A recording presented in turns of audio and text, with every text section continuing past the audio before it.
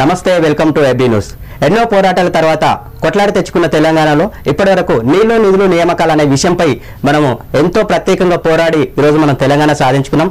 But ఇప్పటివరకు తెలంగాణ సాధించుకున్న తర్వాత నీళ్లు నిధులు నియామకాలు ఇప్పటివరకు ఎంత మేర ప్రజలకు అందాయి, దాని మీద ఈరోజు డిబేట్ కొనసాగించే ముందు యువజన నాయకులు డివైఎఫ్ఐ సెక్రటరీ విజయ్ కుమార్ గారు మనతో ఉన్నారు. నమస్తే సార్. తెలంగాణలో నిరుద్యోగులు మాత్రం ఈరోజు రోడ్డున పడ్డ పరిస్థితి అయితే కనబడుతుంది. ఎందుకు ఉద్యోగాలు భర్తీ చేయలేకపోతుంది? తెలంగాణ వచ్చింది ప్రధానమైన డిమాండ్లో నీళ్లు నియామకాలు అనే దగ్గర, నీళ్లు నిధులు నియామకాలు అనే దగ్గర ముఖ్యమైన డిమాండు నియామకాల గురించి, అంటే కులువుల గురించి, ఉద్యోగాల కోసం అనేక మంది ప్రాణాలు ఇచ్చారు. దాదాపు 1200 మంది తెలంగాణ కోసం ఆత్మహత్యలు చేసుకున్నారు. వాళ్ళు బలిదానాలు ఎగిరు. ఆ తెలంగాణలో ఇంకా నీళ్ళ కోసం ఎక్కడ చనిపోలేదు. కానీ నీళ్ళు అనేది డిమాండ్ ఉన్నా నీళ్లు కావాలని చనిపోయిన వాళ్ళు లేరు. కానీ నియామకాల కోసం చనిపోయిన వాళ్ళు తెలంగాణలో ఉన్నారు. ఏదైతే ప్రధానమైన డిమాండో యూనివర్సిటీలో దేనికోసమైతే రగిలినాయో ఆ యూనివర్సిటీలో ఉన్న విద్యార్థులు కావచ్చు, యూనివర్సిటీల ఆకాంక్షనే కాదు, ఈరోజు తెలంగాణలో ఉన్న ప్రతి ఒక్కరి ఆకాంక్ష ఉద్యోగాలు కావాలి, కొలువులు కావాలి. ఆ కొలువుల కోసం ప్రాణాలు ఇస్తే, నిరుద్యోగులు ప్రాణాలు ఇస్తే, యువకులు ప్రాణాలు ఇస్తే వాళ్ళ ప్రాణాల నుంచి కుర్చీ చేసుకొని కూర్చున్న ఈరోజు టీఆర్ఎస్ ప్రభుత్వం, కేసీఆర్ ఉద్యోగాలు ఇవ్వడంలో విఫలమైంది. సరే, ఇప్పుడు మనం చూసుకున్నట్టయితే తెలంగాణలో ఇప్పటిదాకా ఉన్న భూములని కూడా ఇప్పుడు ఆక్రమణకు గురవుతున్న పరిస్థితి అయితే మనం చూస్తున్నాం. స్వయంగా ఎమ్మెల్యే, మంత్రి కేటగిరీలు ఉన్న వ్యక్తులే భూ కబ్జాలకు పాల్పడుతున్నట్టు మనకు సమాచారం వస్తుంది. దాని మీద మీ అభిప్రాయం? ఇప్పుడు తెలంగాణ భూ కబ్జాల తెలంగాణ అయింది.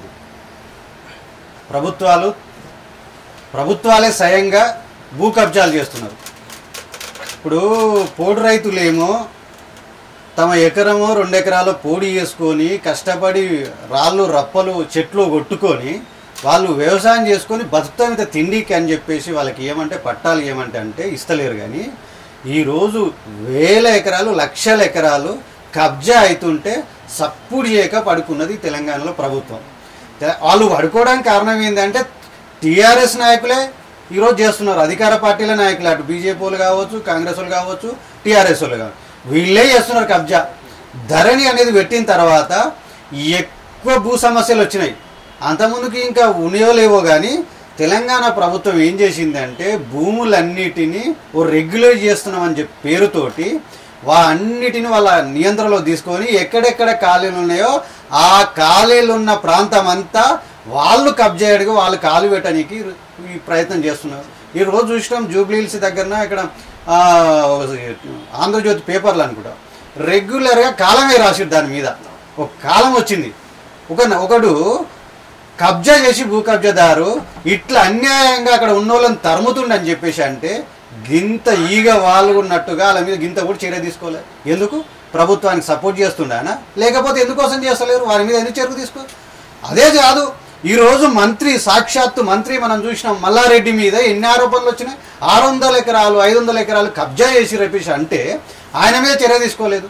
మరి ఎందుకు తీసుకోరు? మీ ప్రభుత్వం చిన్న పని చేస్తే రైతులని జైలు పంపినావు కదా, నువ్వు పోటు రైతులను జైలు పంపినావు కదా, ముఖ్యంగా మహిళలను కూడా చూడకుండా జైలు పంపినాం కదా, కనీసం సిగ్గు లేదా? నీ పక్కన ఉన్న వాళ్ళే చేస్తున్నారు కదా, వాళ్ళ మీద చర్య తీసుకోవాలని.